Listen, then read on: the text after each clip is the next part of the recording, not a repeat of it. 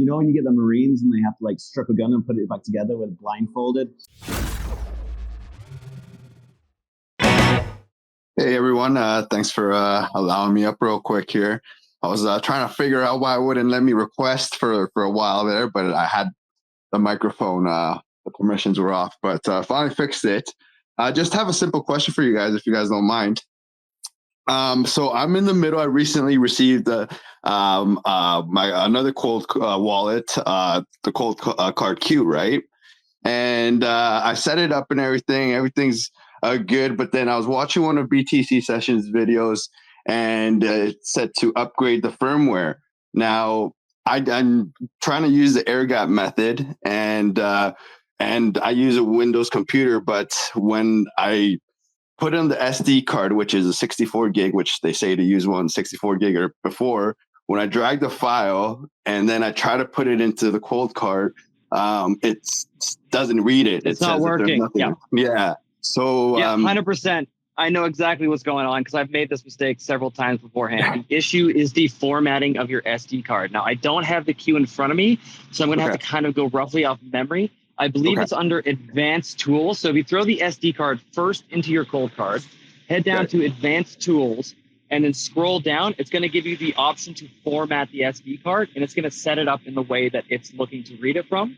Once you've formatted your SD card using your COLDCARD, then plug it in, get the, I think it's off Upgrade Docs, get the firmware update on the SD card, plug it back in, and then I think under settings, then go to update your firmware, and it should work 100% totally fine. I've made that same error several times.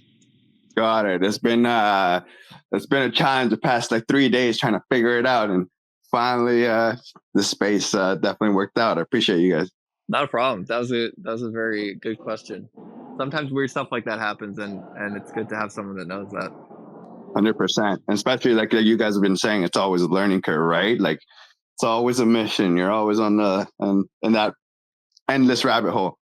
Yeah, I totally agree. And 100%. Everybody says like it's a learning curve, but as you know, just right now, it's like it's like a curve upwards, but it's like the Bitcoin price. There's the ups and the downs, right? So like you don't want stuff like this costing you too many days researching, or you don't want to like miss out on anything else. So just removing obstacles like that is super useful.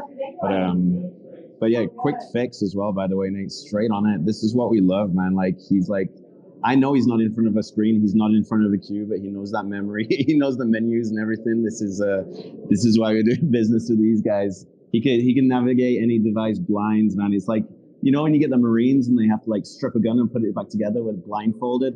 These are like the Bitcoin equivalent of this. Like it's insane. Good job. Thank you for that, Pablo. You're too kind. And Jara, if you have any other issues with it, man, or you have any just quick questions, feel free to just DM me any point in time. I don't mind just walking you through it or making sure you get the setup in, you get your firmware updated without issue.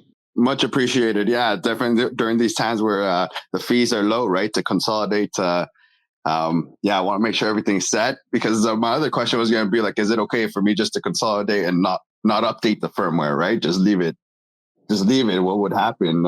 Kind of deal, because I'm not that techie as well, right? So would it be wrong, or like is recommended always be updating it? So my recommendation is to always update the firmware, but I believe the firmware that comes with the COLDCARD Q, if you're just using single sig wallets, you shouldn't have any issues.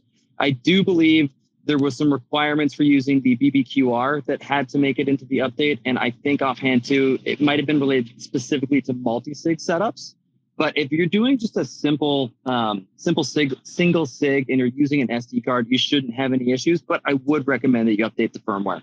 Much appreciated. Thank you, guys. Yeah, no problem. I'd just jump in there with one piece of advice as well, is when you're updating firmware, as a reflex, I always update firmware because there's a lot of bug fixes that go on sometimes. But COLDCARD's got an amazing website. You can head over to their documents and you can read exactly what's in the firmware before installing it. So you can work it out for yourself if it's worth the bug fixes and the additional features that might come in, or if you're just okay with it rolling as it is. It's kind of like any update. Once you get into that reflex of this, like checking out the firmware and being like, okay, you can also find out about new features as well and things like that. So you can leverage the new firmware to and make the most of it as well. But I'm looking at the recent one, and there are some new features that come in. And they're all listed on COLDCARD's website. They're a great company for that. They're very, very, very transparent about everything that happens, unlike other wallets. So good move on getting in the queue.